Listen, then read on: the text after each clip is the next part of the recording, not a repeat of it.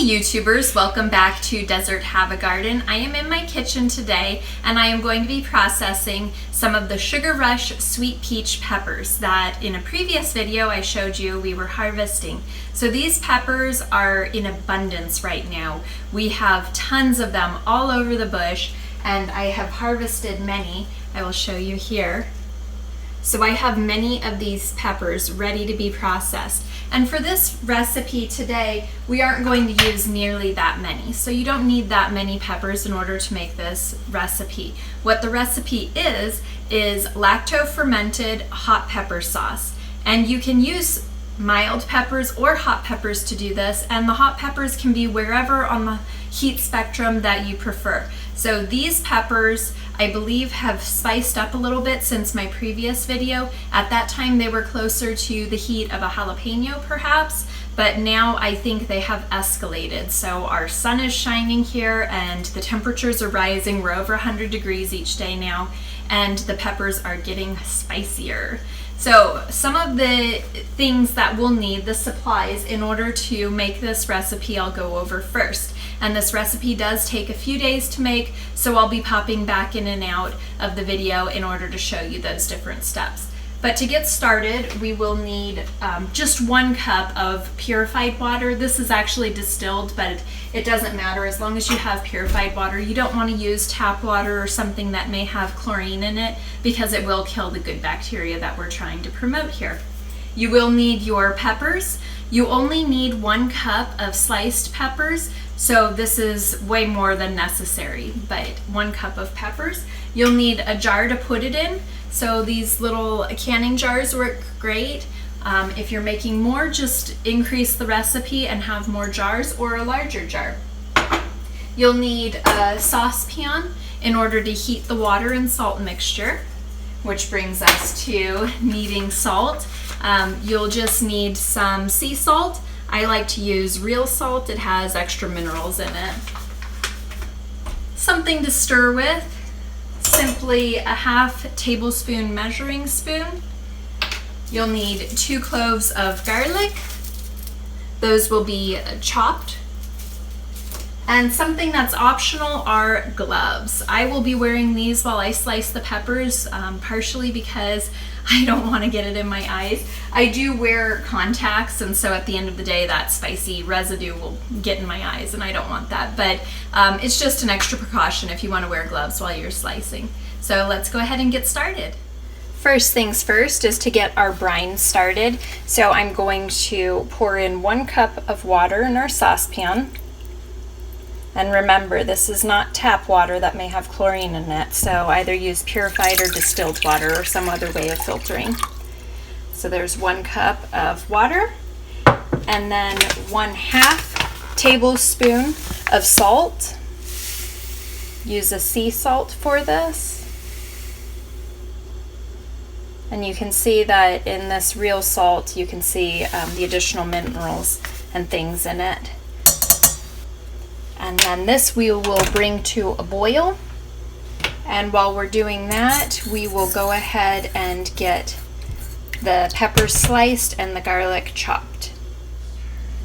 A couple more things that you should have on hand that I didn't mention are a 1 cup measuring cup in order to measure both the water and the peppers, a sharp knife for chopping the garlic and the peppers, a cutting board, as well as a jar funnel. So this makes it much more convenient when you're filling your jar, especially pouring in the brine, just so that you don't spill.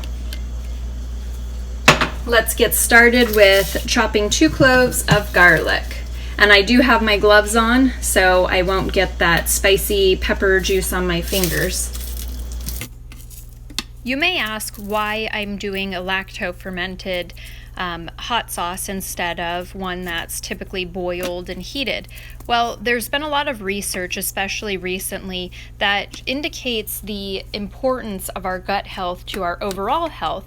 And so lacto fermented foods give our guts the probiotics that we need in order to maintain a healthy gut flora. And it's one of my personal goals to eat something fermented at every meal, and this will just help me reach that goal. Okay, the garlic will go right into the jar.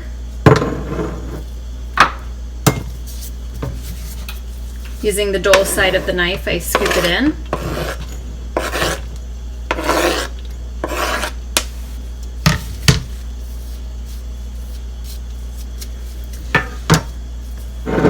Next, I will begin slicing the peppers into rings.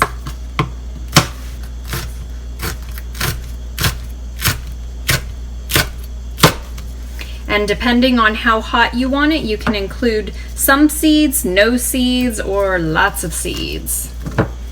I will be putting these into the jar measuring.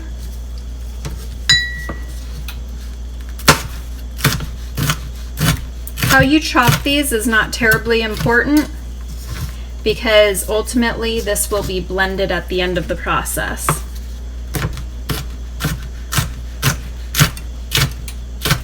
These peppers just give off this amazing peach fragrance when you slice them. They smell like they're just super sweet. I'm really excited to see what the finished product turns out like.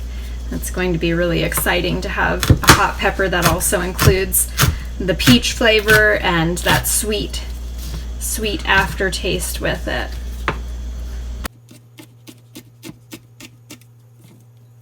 I really like to play around with different varieties of fruits and vegetables in my garden. I am intrigued by the different colors and flavors that heirloom varieties can give us, and this year I have been really intrigued with these peppers. I just love their peach color and how they're different than the typical varieties, and so I'm just having a lot of fun playing around with them.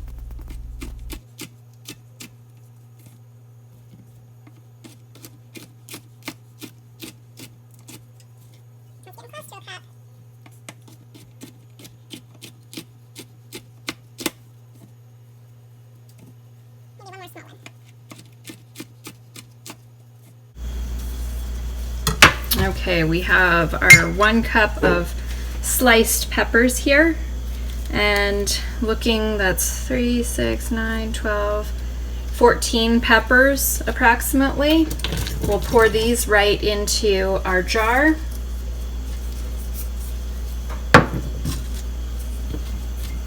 And then we will allow the brine to boil. The brine, after boiling and the salt dissolves, then we need to allow it to cool down before we add it into our peppers. You don't want that to be hot. So I'll check back in a minute. The saltwater brine has come to a boil and the salt is nicely dissolved in there. And so now I will remove it from heat and allow it to cool off to room temperature before we pour it into our peppers. The brine has cooled down to room temperature. Now I will pour it into the jar with the garlic and the peppers. And it is perfectly just enough to cover those peppers. You can see those there, some of the seeds floating up to the top. This is an opportunity, if you want to take out some of the seeds, you can use a spoon and scoop those out, or you can leave them in there for the extra heat. Next, you will just loosely cover with a lid and a ring. So I'm not going to tighten this, so this would be tightened. Just have it setting on there. So it's not secured, but make sure you don't pick it up by the top. You don't want it to fall off. Now what you'll do is you'll put it in a cool, dark place that it will start its fermenting process, and you will want to return back to it and at least once a day stir it up and replace the lid loosely. You have it loose so that if there's any air, there should be air, bubbles starting to form in there as it processes, that it can escape. You don't want this to become pressurized. So I will find a nice dark place for this. If you don't have a dark place, I'm thinking the laundry room is a good place for it. But if you don't have a dark place to put it, you can cover it in a dark towel and allow it to sit that way. I'll check back with you tomorrow. The peppers have been sitting in the laundry room in the dark for a full day now, and I will open it up to stir it. And you don't want to use a metal spoon. That's not good for the fermenting process. So all I have that's plastic that's convenient is a plastic knife here. So really you just stir these around in order to prevent mold growth on the top. So it's nothing special. You just kind of get everything pressed back down into the brine. And then we will cover it again for another day. And remember, this lid is on here loosely, so it's not screwed on tight. It's just to keep bugs out and keep dust and other impurities out, but at the same time allow any gases to escape. We will check back on it in another day. 2 days have passed since we began fermenting these peppers for our hot pepper sauce, and you can see that the brine has become somewhat cloudy in here, and that's what you want to see. So once it's starting to ferment and turning the sugars and the peppers into fermentation, it will start to become cloudy. I will stir it up and mix it one more time. Again, this is to prevent mold growth on the surface. And you can see some bubbles coming up, and it's become very fragrant. So I can really smell that garlic in there, and I have a little bit of a slightly sour smell similar to pickles that I can smell now. At this point, you could do the next step, which is to blend it all up, and there is your hot sauce ready to go, or you can allow it to develop just a little bit more. And what I'm going to do is allow one more day. I think 3 days will be perfect. Now, you may not see the cloudiness on the second day if you are at a place where the ambient temperature where you have it fermenting is cooler. So here it is really hot and we have the air running, but the air is only set at 80 degrees. So this has been fermenting at a temperature of 80 degrees, which really speeds it up. And you can see the nice cloudiness in there. I will allow it one more night, and tomorrow morning we will go on to the next step. The peppers have been fermenting for 3 days now, and you can see that it's nice and cloudy in the brine. And the final step to do is to blend it. So I'm going to pour the peppers into the jar, and actually that smells really good. It's actually quite strong as far as a garlic smell, and then it has a little bit of that sour pickle smell to it. It's really quite nice. So I'm just going to pour these into my blender.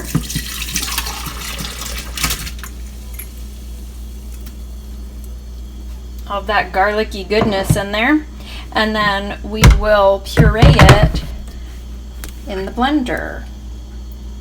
I'm going to use the liquefy setting. I'm putting the lid on. Definitely want the lid on so nothing goes flying.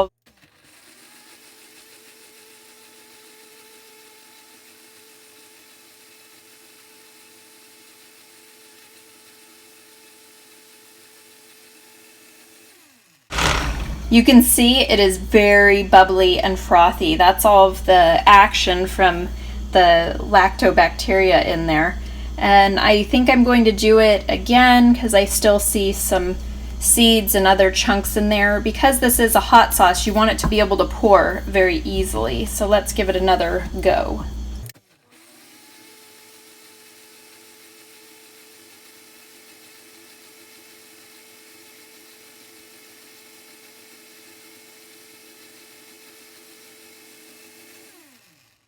Next, I will be pouring it into a jar. So you can put it back in a regular canning jar if you want, but I have this hot sauce jar that has been repurposed. Make sure it's nice and clean, and I'm going to use a funnel to pour it into that jar. Because I still see some chunks in the sauce, I'm going to try using a small strainer and see if I can get the seeds out of there and still be able to pour it.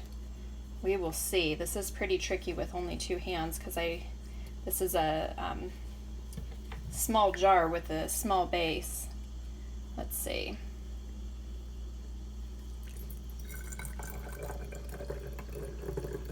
Looks like it's working.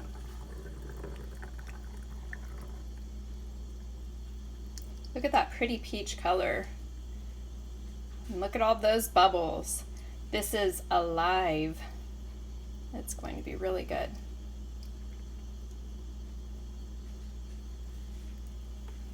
All right, so that jar is nice and full, and I'll show you here in the strainer Where's my focus?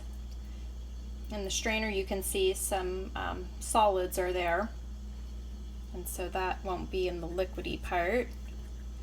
Put that off to the side. There is some more here. It might even be enough to make 2 of these small. This is like a Tabasco size jar. And so I just can't get over that peach color. That's really fun. I put the little top on it. I do have this little cap to screw on. Now it will be stored in the refrigerator, and it can be stored up to a year in the refrigerator in this form. But I think we should try it. Let me find something that I can pour some hot sauce on. So I had the hot sauce in the fridge for a couple hours, and you can see it's separated a little bit. And I think that would be expected because it wasn't like super filtered. I put it through the blender, so there were some particles that would be thicker than just the liquid, and but there's still no solids. So I'm going to shake it up. And we like to have Tabasco sauce or other hot sauce on a fried egg for breakfast, but it's now lunchtime and I have hard-boiled eggs. There we go. So you can see that's all evenly mixed up now. So I have a hard-boiled egg, and I'm thinking that I'm just going to have some hot sauce on that to give it a try for something different. So let's dispense out some hot sauce. And it still has such a strong flavor of garlic from all that garlic in there, so I'm expecting it to be way more garlicky than like a Tabasco. And I think it has more salt than Tabasco does, but let's try. Okay. It's not as hot as Tabasco sauce. Definitely some garlic flavor. And the aftertaste is actually what's kind of sweet. I'm gonna go in for, try and get it in the yolk here. Get some more to absorb there.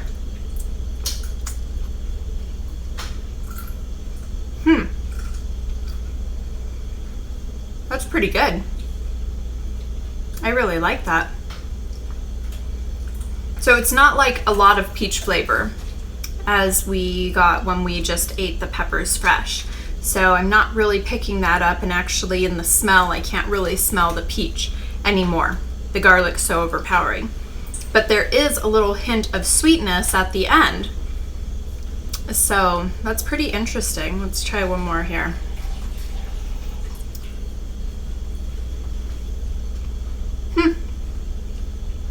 I say it's pretty darn tasty. So there is our Sugar Rush Peach Pepper Hot Sauce. I hope you found this video interesting or informative. If you did, give me a thumbs up and subscribe for more updates in the future. I'll definitely be posting more recipes with this type of pepper.